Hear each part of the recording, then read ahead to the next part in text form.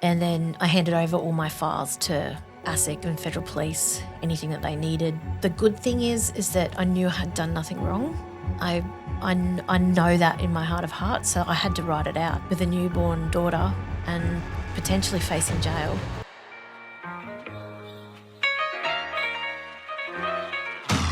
Welcome to the Success Times Happiness podcast, a platform dedicated to engaging discussions with inspiring individuals aimed at nurturing personal development. I'm Richard Thompson, your host, a father, entrepreneur, world champion Ultraman, and passionate about all things high performance.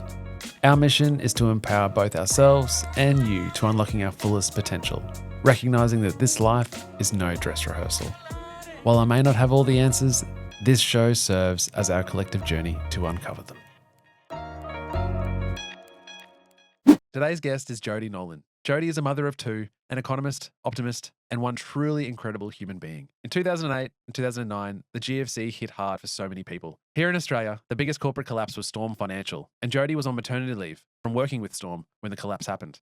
After years of being successful in the finance game, it only took a few days for Jodie's wealth to completely disappear, her house raided by federal police, and no job to go back to, all while nursing an infant.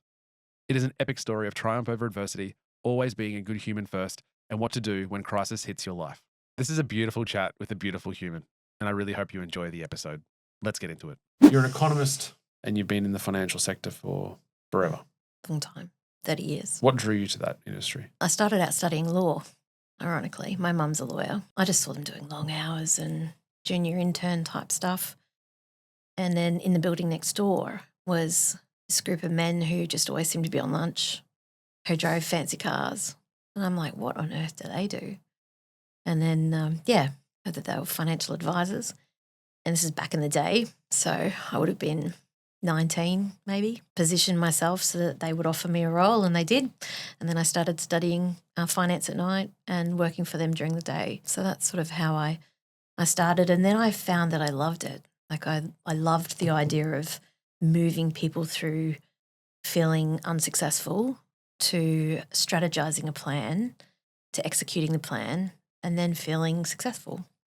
Did you have a good relationship with money yourself? No, not initially. Living pay to pay, renting with friends, not thinking about the future at all financially, not even remotely. Despite the fact that you're on a day-to-day giving advice? Yeah, well, I wasn't giving advice then. I was studying and learning from them. Sure. Being like an executive assistant to the guys that were giving advice. Right.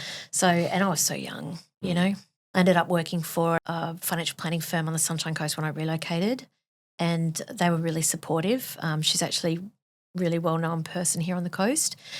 And so I was under their wings for a couple of years, I think, from memory. And then I went to ANZ as a financial advisor. That was a bit of a baptism of fire because it was very much selling. You know, it's 20 years ago, it was seeing whose accounts had cash in them and then calling all the old school days when we had junket trips to Mauritius and big long lunches and unlimited credit cards and all of that sort of stuff. Right.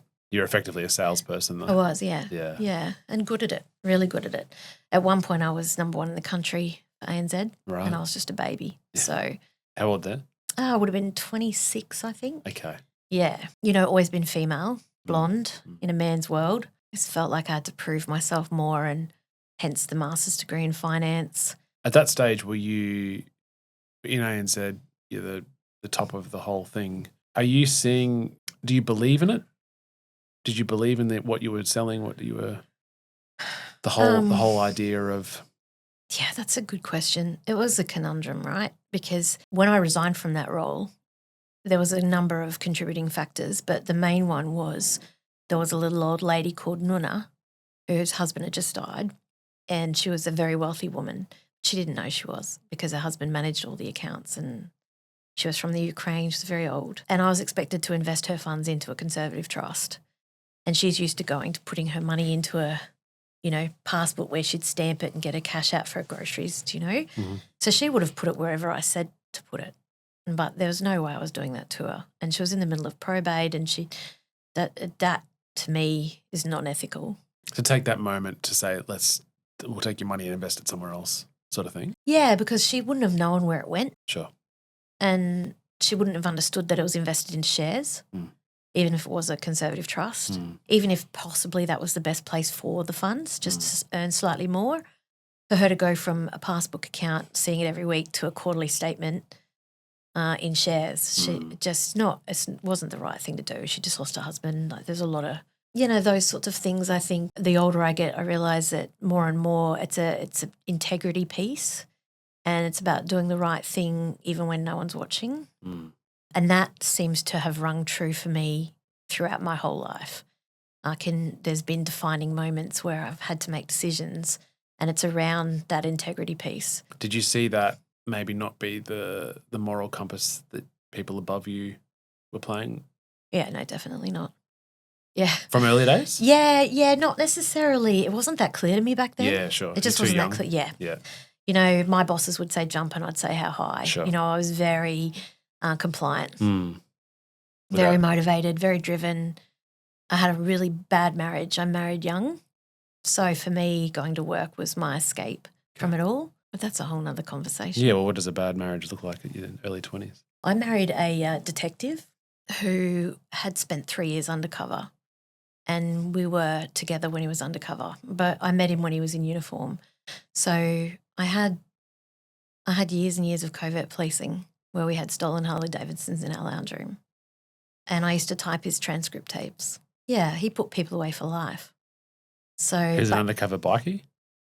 That was one of the jobs. One of the jobs, yeah. Wow. So, yeah, and I was a kid, and at one point, this is a long time ago, so I'm sure I can talk about it now. I'm not going to give away any details, obviously. Queensland Police would be thrilled with that. But they had incredible technology to track people back then. Their surveillance and everything that long ago was amazing. So imagine what they've got now.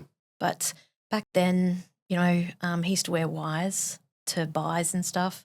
And because I was a super fast typer, it was easier for me to type his tapes than he. So I was privy to a lot of it, but they didn't know that. And at one point, his controller asked me to drive to the Gold Coast in the middle of the night because he was playing Russian roulette with his revolver. So it was a very real trauma, I guess, from that marriage. Sorry, the controller being your husband's boss at the time? Yeah, the one that looked after him when he was undercover. So everything went via the controller. And then he was saying that we can't, he won't listen to us. Right. So you need to come down here. And I used to have to baby talk to him. Like, that was the way I had to talk him down all the time. Do you think he was because he was that impacted? So he was held at gunpoint when I very first met him at Morayfield in a siege situation, and then he went straight into the COVID stuff. So It's all public record. And then how the marriage ended was a series of things, but he applied for the Big Brother TV show and got in. Whoa. And didn't tell me. Right. So he was just going to be away for 3 months in a house full of people drunk in swimming pools, and didn't think to tell me. And the Commissioner of Police had to go into the Gold Coast and basically say, we're going to have to arrest you if you do this because you're compromising the whole service. And I was in Sydney training for a new job because our marriage was not great, and it was apparently because I worked too much. So I changed jobs just to see if that would fix things. And it was on the front page of the Courier Mail as I was getting into the plane. I was trying to call him, going, what? Huh? Big Brother. Yeah. So anyway, it was the beginning of the end. I haven't laid eyes on him since I left. Yeah, so that sort of coincided with that job. I kind of quarantined that part of my life into that area. He had a lot of problems mentally, a lot of alcohol abuse, that sort of thing. Police on the coast would remember him. It was weird times. So again, though, and not to speak for him, but being an undercover police officer is not something that a normal person would having to deal with generally, right? No. And being the partner, I remember so many stories about those days, but I just keep them to myself. I actually met his boss at the end of last year. I remember her very well. Powerful woman, inspector type lady. And we're friends now. And it was so cathartic to talk to her because I had not talked to anybody. And to be able to share, did this really happen? And was that really real when this happened? And that was quite good. That was only just last year. Yeah, right. Yeah, like there was one time where I was working in Brisbane for this financial planning firm, and I had a call from Queensland Police, and they're like, "We need to see you in the Fortitude Valley offices, blah blah blah, or wherever it was." And so I went in there and had a formal meeting because apparently someone had been to a hairdresser in Brisbane City and was divulging secrets. And was it me? And I was like, no. And you can't get a hairdressing appointment without a name in the diary. Like, it's impossible. So just go back out and find who the person was. Like, there wasn't many of us. It's a very tight covert policing back then was like, I don't know, 5 or 6 officers or something. Yeah, but it was a scare tactic. Yeah, right. Yeah. No one had ever booked in for a hair appointment. Okay. But it was just that whole thing, what does she know? And like, I was just a kid, full of all of these secrets and responsibilities. We separated and divorced, 27, went into a financial planning role, 28 I would have been. But then there's Australia's biggest corporate collapse. So, yeah, fun times. You get a job at Storm Financial? Yeah, they headhunted me from the bank days. Right. So I was losing a lot of business when I was at the bank to this mob. What do you mean? Clients that would normally be referred to me and want to work with me would then meet Storm Financial and then work with them. And it was unusual for me to lose clients like that, lose potential business. So what drew you to Storm initially? I was curious, but they reached out first. So, yeah, they reached out. You know, I knew the industry talk of the town about them, 8% fees and what were they doing and double gearing and all this sort of stuff. I spent a good 12 months researching them before I made the move across. Like, it wasn't a fly-by-night decision. It was I met clients that had been clients for 30 years with them, been through tech wrecks and September 11s and dot-com bubbles and all of that sort of stuff to see how their strategy weathered the storm, so to speak. Put all my own money in it, friends, family, all of it. When did you start? I think about 18 months. Not long enough to make a massive impact. There'd been a fairly large growth in that 18 months as well. Oh, massive. From zero to like a $30 million base. Yeah, like right. Yeah. Which back then was huge. Yeah. Yeah. And, yeah, people were making money. They were debt recycling. How was your relationship with your own money at that point? Yeah, good. Yeah. Really good. Yeah. Yeah. You can see the forest from the trees. Oh, yeah, and I'd been making headway for a long time. I had met my kid's dad and husband, then went on to be my husband. And so, we were planning a future together and we were building a beautiful big home up at Budrum, big thing that was full of marble and glass. And, yeah, so. And then when the GFC in 2008, what's your take on the early tremors of that? So I'd transitioned to like a coaching, working from home environment. Storm had set up a massive big video conferencing facility in my house because I was pregnant with my daughter. And so I was removed and at arm's length with it. And then she was born in the first week of November. And I was suffering something called preeclampsia, which is stress, high blood pressure, all of that sort of stuff. And it was because I was watching the global markets. But I seriously thought I was in my little bubble. I was setting up a nursery. I had effectively retired because I didn't need to work. My husband was earning really good money. He owned a construction company. And, yeah, for all intents and purposes, we were set up and I was doing my calm birthing courses and all this stuff to have this bring this baby into the most perfect environment. So the assets that you've got, presumably that it continues to yield 7 or 8%, you're fine. Oh, yeah, without a doubt. Yeah. Okay. Yeah. And again, all public record. So 6 months before Maddie was born, we sold a commercial shed and technology drive in Rwanda for like $1.6 million and then put that into the stock market and margined it up as well and lost it all like 6 months later on top of all the other investments. So then you're at home and you've got the preeclampsia. What are the symptoms of that?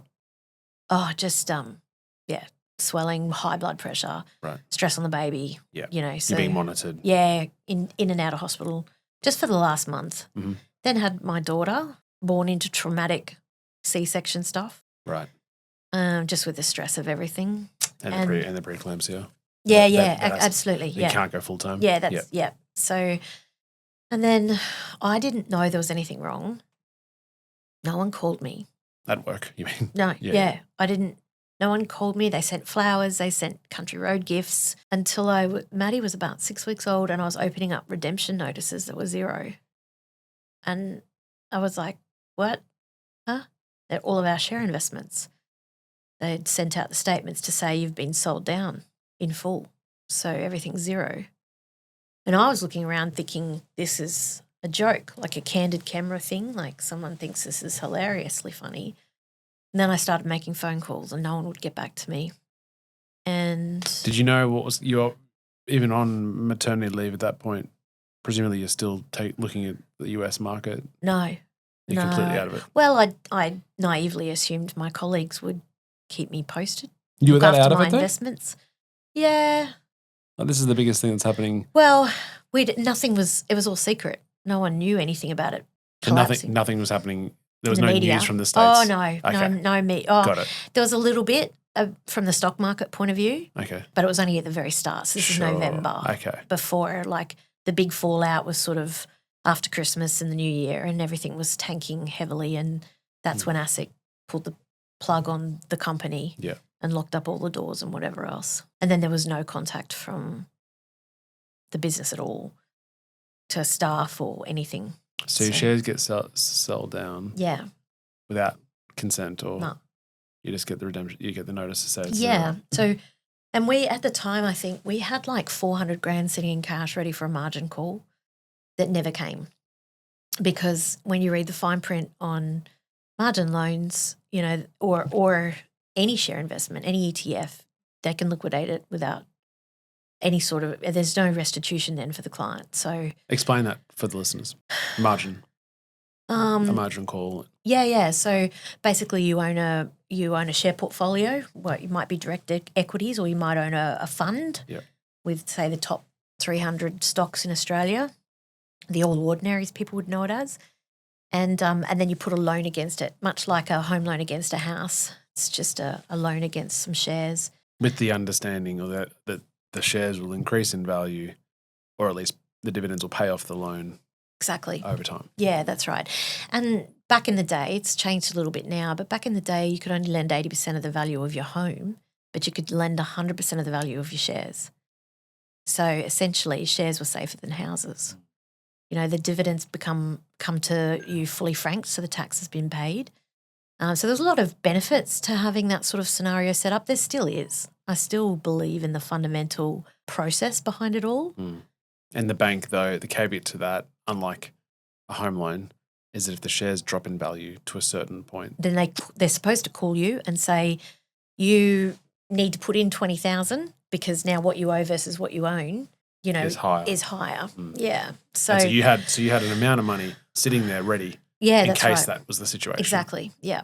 But they never asked for it. They just dropped it. Yeah. Wow. Anything badged, a particular badged fund, was just sold down and liquidated, so that the banks could mitigate their losses, I suppose, you know. And this was all happening before the media grabbed it? This was all happening as it happened. Yeah, okay. Like all within, I can't even tell you, I've got a bit of a diary, but yeah, it was all happening. A couple of weeks. Yeah, really fast. Yeah. So you're at home with your essentially newborn daughter. Yeah. And the banks sold off all of it, and presumably your clients, your family, friends calling you going, because it'd be the same thing for them. Yeah, exactly the same thing. So that's probably the hardest part to deal with of any of it. You know, that whole scenario of leading the lambs to slaughter. And that's what was bandied around in the media a lot. Sydney Morning Herald did a full-page article on me a couple of years later, basically saying the same thing. I was an employee. You know, I was there amongst it all. I think the thing that hindsight, what would have my life been like and everybody around me had I not join them. You know, the regret or it got really low. Yeah, when Maddie was really little. I had a massive life insurance policy, as you could well imagine. So I thought that might be the best way to repay back friends and family who were impacted, you know, mainly family. Not that they've ever brought it up. You know, I'm so blessed. They knew it wasn't my fault. I can't control the markets. I can't control all of that side of it. We had mitigated the portfolios to withstand falls in the stock market of 30%. 1929 stock market crash was 29%. We hadn't really seen anything like that before. The markets fell 50%. Most people should have been in a position to ride it out, right? Like there's 6 billion funds that went under with that company. So one day I hope somebody puts a book out with all of the technical analysis of what happened. In my last role as a bank manager, I met one of the senior guys from Quartermentha who was involved in liquidating and being involved in prosecuting the directors. And he didn't share a lot, but he did share a little bit, and that was comforting to hear. But yeah, it's a mystery. It's one for the ages. One day an investigative journalist might pull it all apart and get to the reality of it all. But all I can see is from my point of view, nobody was helping the clients. I ended up speaking a lot with the head of the Storm Investor Action Group. Yeah, the head of that wrote the foreword for my book, because I did used to open up my house to people and say, bring me all your statements, bring everything to me. I'm going to try and help you work out what happened, when it happened, do a timeline, so that when they were going through the legal process and facing the mighty giants of that they had some start of a restitution for them. I didn't have that same privilege because I was an employee, so I was part of it. And then I handed over all my files to ASIC and Federal Police, anything that they needed, you know, whatever they wanted, computers, all of it. And, you know, the good thing is that I knew I had done nothing wrong, and I know that in my heart of hearts, so I had to write it out with a newborn daughter and potentially facing jail. Yeah, it was a little while ago, you know, it's 15 years ago, but when I talk about it, it feels like it was yesterday. And things come up, you know, like that whole thing of my life insurance policy. Yeah, that was very real. Wrote goodbye letters and how it would be divvied up. And then the weird thing, I had a friend intervene, and next thing I had family staying with me 24/7, and no one would leave me alone. But doctors were terrible to deal with because they were strip my daughter off. I'd have to go to the medical centre every week because I refused to take antidepressants, because I just felt like that wasn't going to fix things then and there. I was right in the thick of it all. I had 60 minutes on my doorstep when it all happened. You know, like I didn't know who to trust or where to turn or how to even start to see my way out of this. Like I just didn't see any hope at all.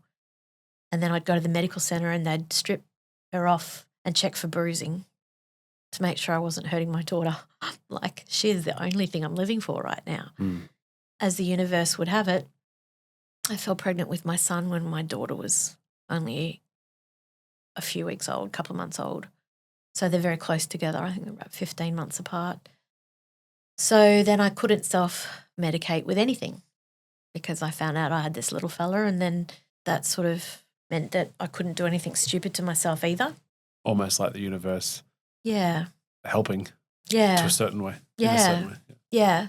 Yeah. But how are you at that stage in that those really, really low moments? Like, you've gone from having this amazing career and you were the head of, like, you're the spokesperson or the go-to finance person for Sunrise or for the TV. Yeah, I was doing a little bit of media, but that was more afterwards. Oh, it was afterwards. Yeah, it was afterwards. Right. Yeah, I was doing a lot of media just as part of the financial education space. So, you know, there was always articles or collabs with other people. So, yeah, and you built your reputation on being the best and knowledgeable. And the go-to for your inner circle too, right? Yeah. Oh, yeah. Yeah. And I think, and we talked about this before we recorded, like there's three things that keep you up at night. Mm. And that's relationships, health, and finance. Yeah. That'll worries the most people. Yeah. And they're three things that you just don't get much education on throughout your life generally. Yeah. And you're all these people in your life that are relying on you to sort the finance bit out. Yeah. Right. And then things out of your control happens. Yeah. Everyone's goes to zero. They're Yeah. looking at you. Yeah. And you're at home with a newborn. Yeah. Like, other than, I guess, the life insurance policy avenue, are you, and before you fall pregnant, how are you managing through the days? What's the? Don't think I was. Is the brutally honest answer. Yeah, I mean, I was, because I was getting up and feeding and, you know, when you've got a little one and you've got no milk supply and you just feel like a failure. You know, not only am I dealing with all of this stuff that's imploding and I'm trying to sort that out, but I can't even feed my child. Those calm birthing courses meant nothing. And nobody told me to read the C-section part of the manual. You know, do you know what I mean? Like when it's all an emergency. Yeah. I'm like, what? Can't even. Yeah. No. And and I just felt robbed of that beautiful part of motherhood. I was just perpetually in a state of hurting, just hurting. I don't think it ever really leaves you. Not just for myself. Like, it wasn't even about myself. If I could have clicked my fingers and fixed things, I would have. I couldn't believe that people I trusted, you know, let me down. It was every man for himself. You know, like, it's very much. And I look back now, and it wasn't just a small company that couldn't pay its bills. You know, it's Australia's biggest corporate collapse. There's not been one bigger yet. There will be. Because financial advice is such a convoluted trust game. So beforehand, it always has been, you know, but people would lump financial planners in with real estate agents and car salesmen, that sort of, you know, trying to give advice. And it used to be really bad, old school. And I was hell-bent on trying to make that different. You know, don't blindly trust your experts. Just learn about all of this stuff first so that you can be empowered to be making the right decisions. And then, of course, GFC happened. Share market plummeted half of what it was. You know, if people say to me, oh, the market, you know, won't do that again, so I'm like, no, next time it'll be bigger. In 2015, I wrote an article about, are we headed for a GFC too? And all these years later, that's the same things that are at play. You know, big geopolitical issues with North China. I mean, China and our South China Sea, and with issues with the fiat currencies, you know, global debt at the record levels with an unforeseeable generation able to pay it off. Bond market has had an inverted yield curve for the last couple of years, which always typically signals a recession, but they just throw more money at it and kick that can further down the road. Yeah, I guess I'm a little bit jaded with it all. And so then after the storm stuff, and I spent years selling down assets and not going bankrupt. I think that was the biggest thing for me, was to be able to walk away with. Did you owe more? Oh, yeah. From that? Yeah. Okay. Yeah. If we didn't have property assets, we would have had nothing. You know, it's that 20%. Sure. And then I was on a bit of a crusade, I guess, after that, on the educational side of things. Because if you can have a master's degree in finance in that many years and be doing investments and tax planning and everything and still lose it all. Yeah, sure. Like, the irony's not lost on me. And then it was about, how do you start again? Like, how do At you... what point did that come into play, or that motivation to go, okay, we're at rock bottom here. We're effectively not bankrupt. Yeah. But we're zero. Yeah. After living, you know, the glass and the marbles Yeah. in Budrum. Yeah. At what point does it become a challenge to go, okay, this is my story. I'm here now. How long did it take you to go from that happening to going, you know what, I'm going to get back there and get back to financial independence? Ugh.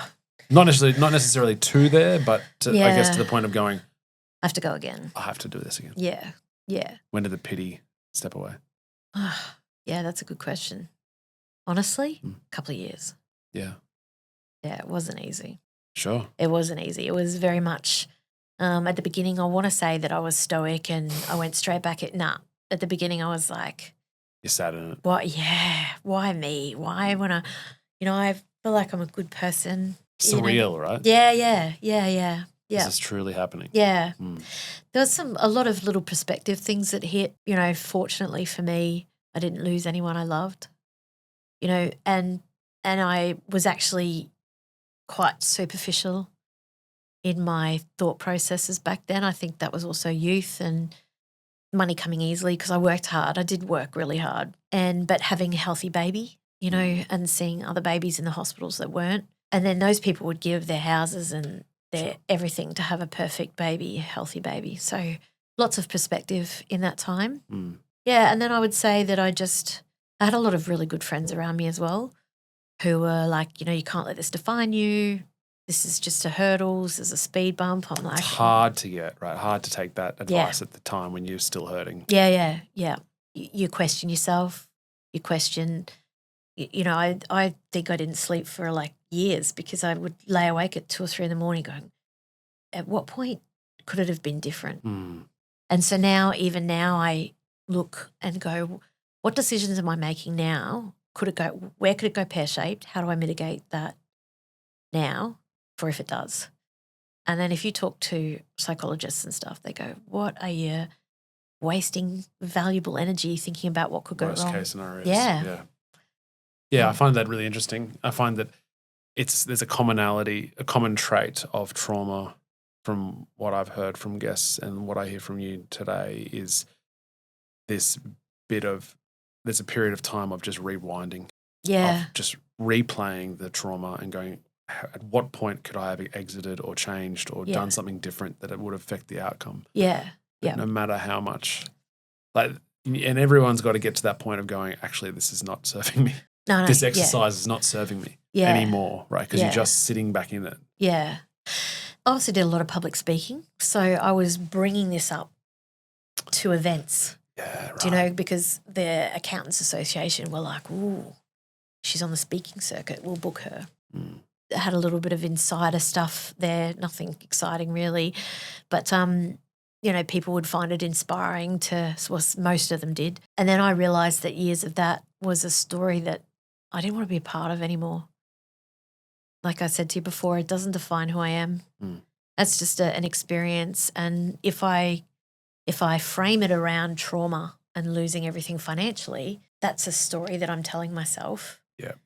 And that doesn't serve anybody. Whereas if the story has changed to this is how I've been able to succeed after the fact. Right. Yeah. Then it's completely a shift, 180-degree shift of intention. And like you said to me before, we all go out through our own things, right? So someone might look at losing everything as nothing because they've lost their partner or a baby and you can't compare the pain people are experiencing. Yeah. Like it's like you need to run your own race.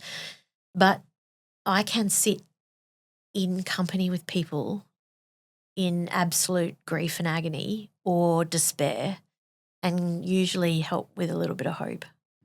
And so that's sort of what I bring to my role these days is I'm very compassionate and understanding about people's situations. Money is one of those things where nobody wants to talk about it. Why is that? Because it's keeping up with the Joneses.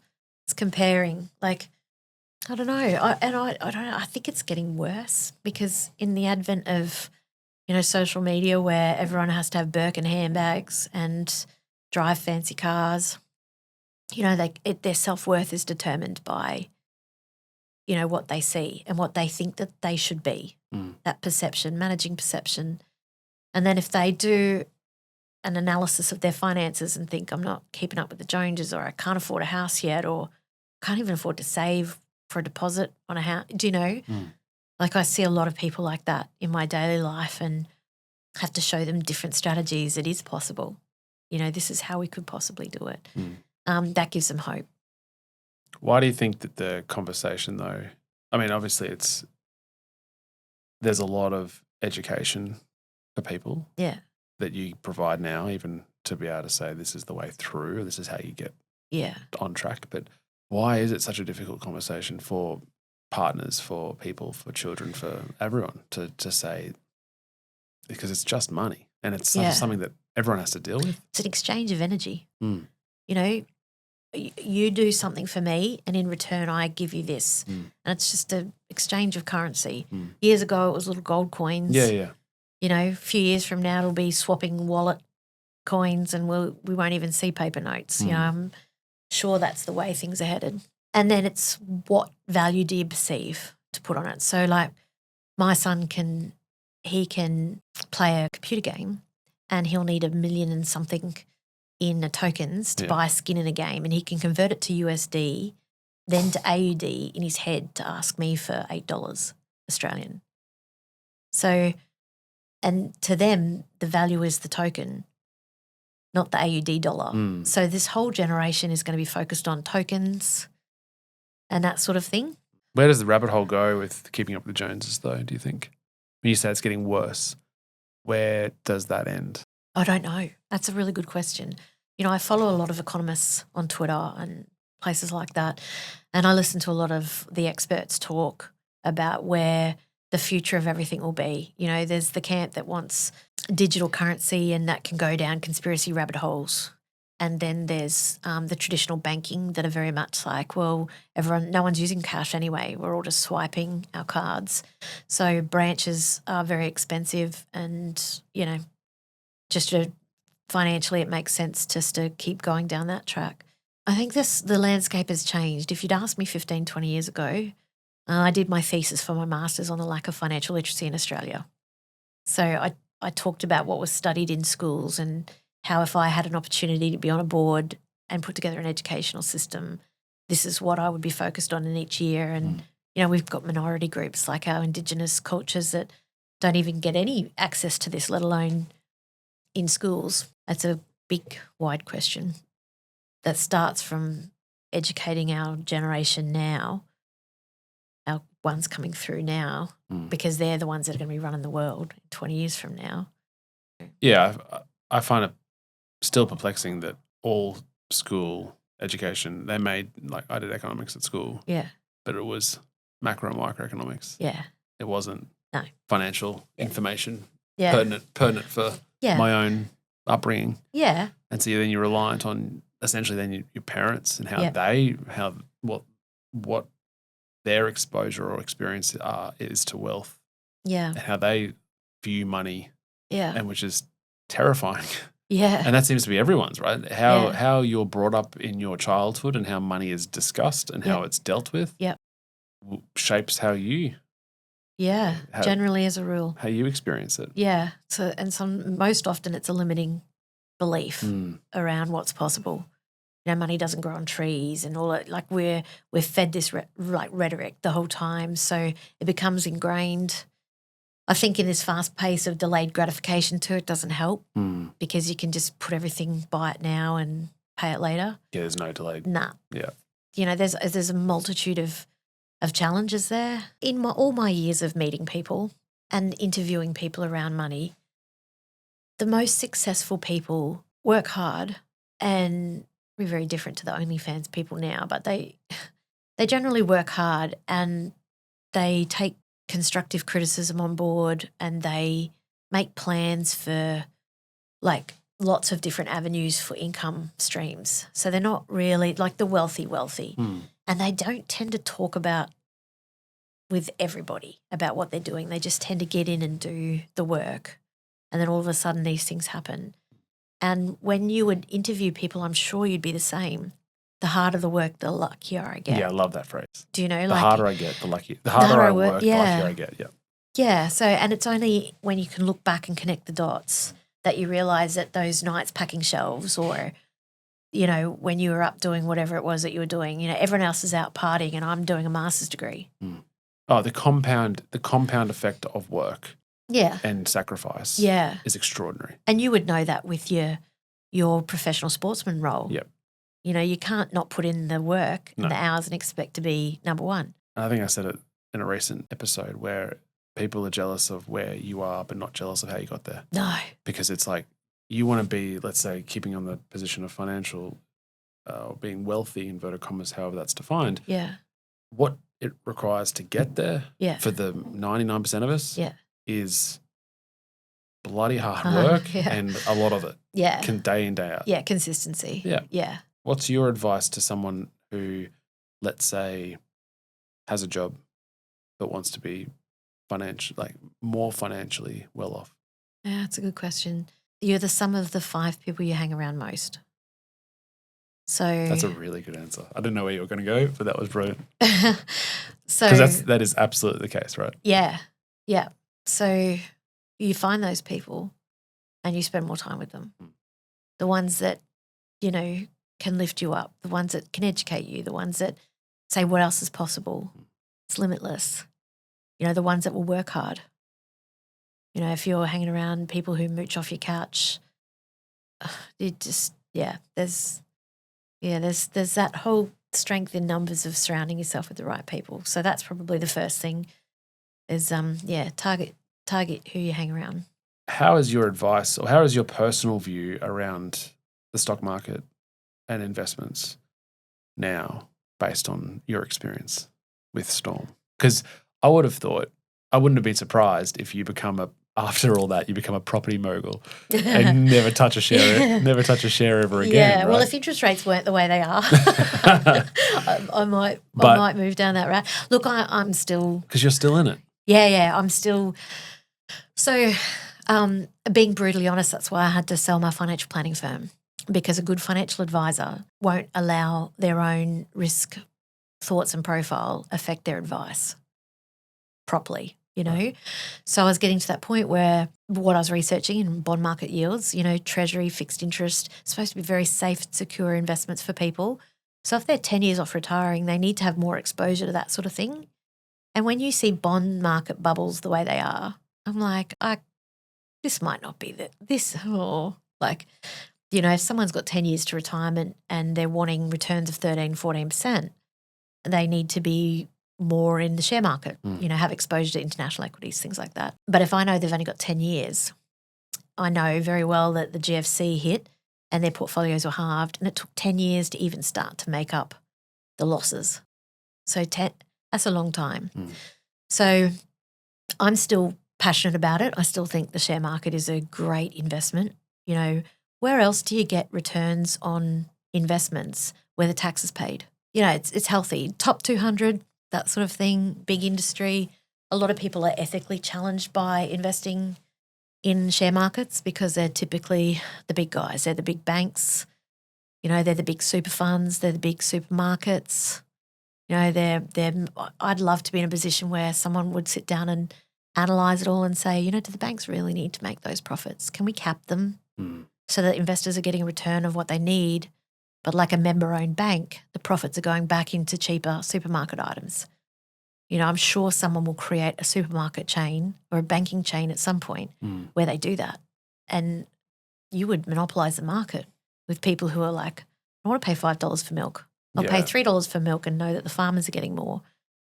But, you know, I'm still a shareholder and I only get this much instead of that much. But That's capitalism, right? So you have to. It is. Yeah, they're and I'm being to the shareholders. I appreciate that. Yeah, I like it. I like the idea of it. I have this romantic view of that whole multicultural society, which doesn't seem to be the case much anymore. Like there's a lot of protectionism and populism in our world. There's very much the borders go up and, you know, I liked the idea of free trade. I like the idea of all of that, whereas I think we're moving into an environment, I know we are, where that's not the case and it's them against us. I have one question for you that is, I guess, close to heart. In a place of investment. Yeah. I look at the opportunity to invest. Yeah. And see a yield maybe at 10%. I will always back investing that money in myself in whatever the capacity. Yeah. Because I believe that I can make a lot more than that in return of that investment. Yeah. How do you go, where's the balance between, I appreciate that you need money, you want money to be working for itself. Yeah. But where's the balance between going, actually, I really should be feeding that back into my own knowledge or my own skills or my own self, because I know or I believe that I can then use that to increase the total value of Such a good question. wealth, rather than just go, I've got some money, I'm going to put it in the stock market or securities that I know will hopefully increase by 10%. Yeah. Versus, I'm going to back yourself. My only advice is I think it's seasons. Don't be hard on yourself. It's totally seasons, because in one season you need to back yourself and you need to put all your available resources into making that project happen. Mm-hmm. And then by doing that, you create, net returns that blow your mind because you're passionate about it, you're committed, and you can and do and are making that money work for you. And then that frees up more cash flow for you to then do the next season, where you're like, okay, now we'll do that different project or we'll branch out to these different things. I think it's a season thing. Yeah, I think if you just limit it to But it's okay, I guess, if you're in that season of investing in yourself, for that to be the case. Oh, yeah, without rather a doubt. Than curtailing that. Yeah. For the basis of trying to get into the market. Exactly. It's the same as the people who say, I'm only just paying off my house. Yeah, sure. I'm like, but that's invaluable. It's non-deductible debt. Yeah. Put all your resources into that. Yeah. And when we've got enough equity, we'll unlock that and do something else with it. Like, this is just a season. You're not doing this forever. Yeah. And I'll add to that, backing yourself in a project, you're controlling all the factors. That's right. So you're controlling a better outcome. I mean, I struggle with, at the best of times, having anything that's outside of my control. Yeah. So the idea of investing, I feel the same way. the idea of putting it into the stock market, and I've done it. I've got it's a little bit, but I micromanage that way more than it needs to. And look, there's nothing wrong with that. I mean, if you've got a good advisor that can educate you and talk you through it, that's gold. I think you surround yourself with experts, like the same with your friends, the sum of the 5 people you hang with, you just create your experts. I know you here, you've created brilliant experts around you. But for the most people, they don't. They don't know who they get advice from Aunt Sally. Yeah. Do you know? Yeah. The best thing that I've ever done is on a business level, to get really good people around you. Yeah. Not even talking about the professionals, because the professionals are there. Yeah. Right? Yeah. But just mates. Yeah. Who are 10 years ahead. Yeah. Of 15 years, 20 years ahead of business, and go, you should do that. Yeah. And I want to talk to you about risk as well, because in my 20s, it was just get rid of the mortgage. Yeah. Full stop. Yeah. No risk, no leverage. I know there's a lot of equity there, buying in the coast in 2010. Yeah. Happy days. Yeah. Huge amount of equity. But it was just like, I don't care for it. Yeah. Never looked at PPR as available equity. Yeah. Because it's your house. Yeah. Someone who has a higher risk profile yeah. would go, there's a lot of equity there. Let's use it. Yeah. How do you look at risk? How do you look at the idea of borrowing for the purpose? Yeah. and I say that knowing full well of what you've been through, right? Yeah, because 17 years ago I would have said to you, mortgage the hills. Unlock the equity in your house, because it's doing nothing. It's literally sitting there. No one values it every day. No.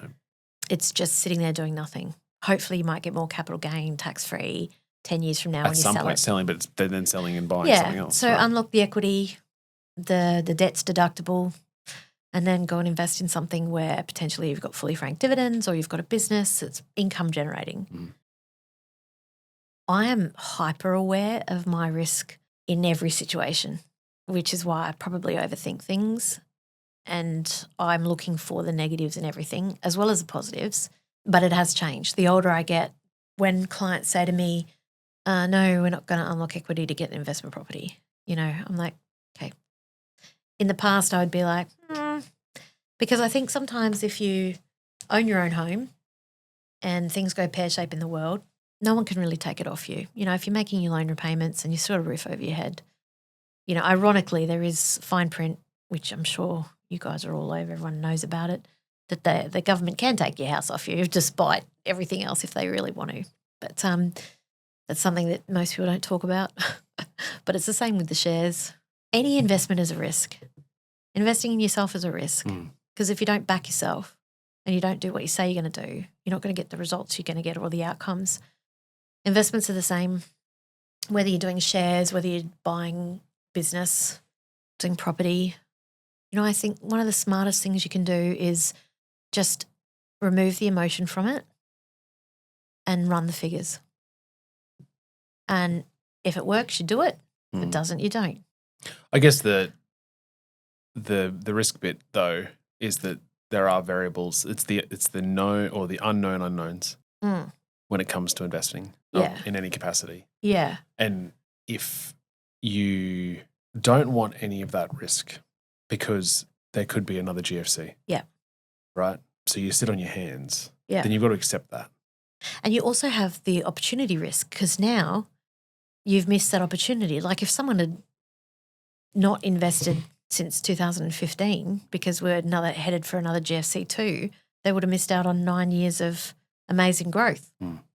That's a question I get asked every day for people trying to get into their first home. When's the market going to crash? Because that's when we will buy. Yeah. So then that's the risk as to do we buy now or do we miss out potentially because property prices still keep going up? So, and then you can look back on trends and see if there's trends. Like, the GFC happened in 2008 and 2011, there was a lot of mortgagee in possessions. Well, that's a long time between, waiting for market highs and market lows. And I'm of the opinion that you're better to be in the market than not be in the market in whatever capacity. Trying to time it. Yeah. Oh, yeah, for sure. And I think property generally, whenever you buy, you're buying, you think it's expensive. Yeah. And then it's only in time you go, shit, that was actually really... I'm glad I did that. Yeah. You know what I mean? I remember stretching myself to buy a house when I moved to the Sunshine Coast. It was like brand new build, 137,000. Yeah. But that's the same story that we'll tell. Yeah. About some house in Bocarina for $2 million. Yeah, that's it. Yeah. Was it 20 years time? Yeah. Exactly, right? Exactly. But I think the risk thing is important, right? Because that's what everyone has to deal with. Yeah. That's what you're juggling. Yeah. Is the unknown of what's going to happen. But if there was no risk, everyone would do it. Yeah.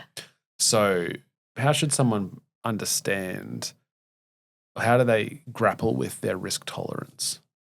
Because I've had a huge shift in my life where I've been going the Ramsey approach of just kill your mortgage. Yeah. Right? Do nothing else. Yeah.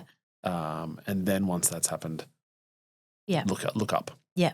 Versus, all right, I'm risking a lot because the risk factor there has changed significantly for me. Yeah. How do you deal with that with your clients? Or how should a listener go, well, I want to be independent. I want to be independently wealthy or increase my wealth, but I struggle with that risk bit. It's proportionate. It's completely proportionate. So the greater the risk, the greater the reward. And I'm not a gambler. So if you spoke to somebody who puts black and red on the casino or they bet on horses, for them, risk is something that they deal with every day.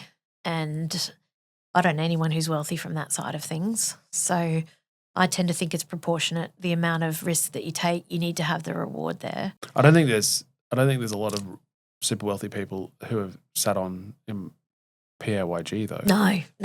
Right. Which is just they've taken a risk backing themselves. At some point. Yeah. And then if you look at our capital cities, none of those big companies have saved their 20-cent pieces to spend $100 million on a building. Yeah. They haven't foregone a coffee in the morning. No. Do you know what I mean? Yeah. Yeah. There is risk everywhere. Yep. You have to use somebody else's money to make you money. So then how do you get around, how should someone be able to accept a higher level of risk? It's individual and subjective. So, and it's circumstantial too, because someone who is starting a family on one wage would be very different to dual incomes where they're empty nesters. Do you know? So it's just recognizing where you are in life, and then do you have the fire in your belly to be able to pivot, move quickly if you need to reassess that strategy? Because sometimes you can put a set and forget in place and then it doesn't work out. Or you go in trusting an individual who says this is what's going to happen and you back them, whether they're advisors or specialists or business partners, and then they don't live up to their end of the agreement. So, yeah, you kind of more risk. You have to be more flexible, more malleable, ready to move and change if you need to. Mm. And successful business owners, they are genius at that. They're genius at the flow. You know, this isn't working. They won't agonize over making whether it's a right decision or wrong decision. They'll go, no worries, let's go down that route. Mm-hmm. And being quick to spot that and move on it. Yeah, so that's something that I see a lot when people are trying to weigh up the risks of, is this worth it or isn't it? You know, you can sit and do spreadsheets on return on investment to people in the face. And then a lot of it is gut instinct. What's your gut feel?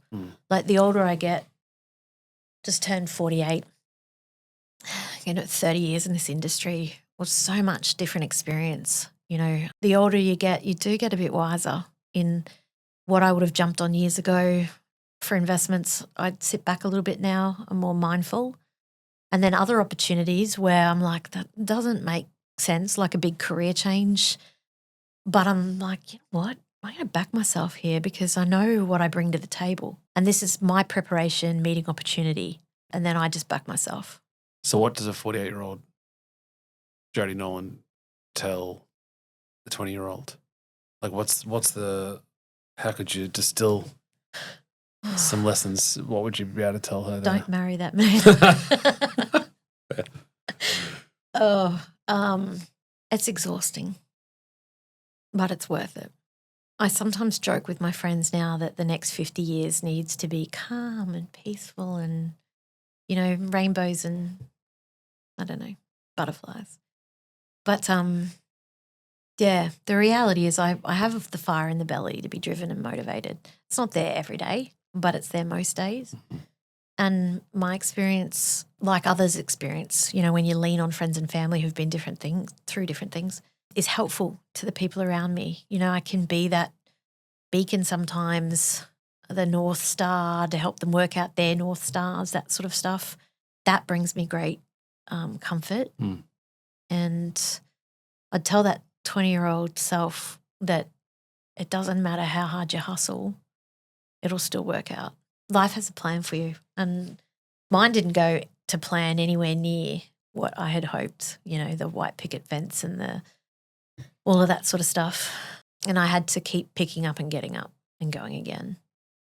And I don't know what this lifetime is meant to be about. Certainly loads of lessons. Hasn't been easy. Like if you look to other people's lives and, you know, they marry their childhood sweetheart and they live in the same house and they've got their job that they do and they love and everything is like easy. It appears easy. I sometimes say to my parents, you know, it feels like I pick myself back up and I go again and I'm successful and good at what I do, but then I get hit again with something that I haven't seen coming or I wasn't aware of or whatever. But now I'm just learning to roll with the punches. They come as... Yeah, I mean, if there's someone who can deal with triumphing over adversity. Yeah. It's like, all right, what's next? Well, yeah, and you get to that point where even, you know, like we said goodbye to our family dog yesterday and spent most of the day in tears.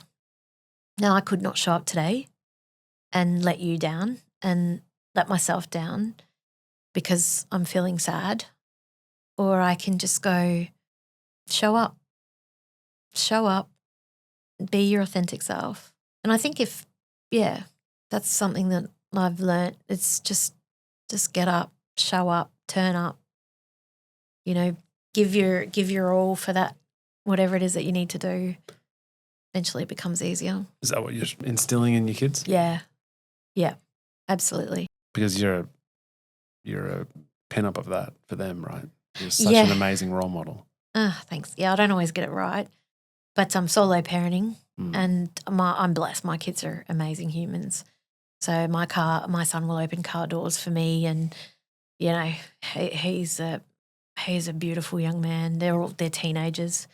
My daughter's nearly 16 and, you know, she knows that I've been doing 12-hour days and I'll come home and, you know, she's done all the washing from school and she, like last week, bought me flowers, like lilies, which are my favourite, just to say she can see all the hard work. And So yeah, I'm proud of them. Very, very, very proud of them. Mm. Yeah. Jodes, this has been beautiful. And thank you for being your authentic self today. Because it's not nothing what you've gone through, but your ability to pick yourself up and to, I think, be one of those important people in so many people's lives, even now. You know, we talk about the 5 closest people, advisors. Yeah. You'd be one of everyone. A lot of people would be, including you in that little group. Yeah. So I appreciate your time, despite the fact. Yeah, I haven't thought about it for a long time. So I appreciate you bringing up thoughts and it's made me ponder a bit more again. Mm. Before you go, 5 quick questions. Yeah. What your definition of success is? Living life on my own terms. What's your definition of happiness? Not having to wonder if I'm happy. Didn't mean to laugh either. No. Pretty apt. Most recommended or gifted book other than your own? I don't know. I get The Power of Now often given to me. It's like a timely reminder or something that I need. But I don't resonate necessarily with that. But yeah, probably The Power of Now, like living in the moment, something I need to take on board. And I do share that with other people. 4 people, alive or dead, not your friends and family, who you'd invite to dinner. Let's see. Oh, there would be so many. I would like political leaders to go, what on earth? Seriously. Yeah. I'd like to get the head of the Federal Reserve around a dinner table to go, what are you thinking? You know, what fingers do you have in different pies? But then I'd also like to have like the David Hancocks and the Joe Rogans where we're talking about UAPs and, you know, that sort of stuff. Like, because we need to know the origins of who we are and where we started from, which we don't know, to be able to work out who we are and where we're going. Because it's like, I feel like it's like if you get into a car and you're in Brisbane and you need to drive to Sydney, unless you know you're in Brisbane, how do you know to drive to Sydney? Do you know? So I think we're all starting to question a lot about the origins of, you know, humans and Earth and how we ended up here and our species evolving and all of that sort of stuff, which brings in religion, brings in wars, brings in, you know, Sumerian texts and all sorts of things from our past. I'd have people like that around the table as well. Yeah, can't think of 4 specifics, but yeah, I'd go those 2 regions straight up. And finally, a guest, famous or not, you think we would have on the show or think you'd like to have for us to have on the show? Do you know, he's someone that I find quite inspiring, although he is very shy from the media type stuff, is my mate Pedro Sevenasiva. He's a footy player and he does a lot of charitable stuff. Good family man. I've known him since I was at school. Okay. He's a really good guy. Yeah, he's a really down-to-earth family man. So does a lot of really good charity work for our next generation. I would love to have Pedro. I'll see what I can do. On it. Gosh, that'd be amazing. Jodie Nolan, thank you so much for coming on the show. Thanks for having me. That was another episode of the Success Times Happiness podcast. Next time you are speaking with your financial planner, let them know all about the show. We really appreciate it. Until next time, peace.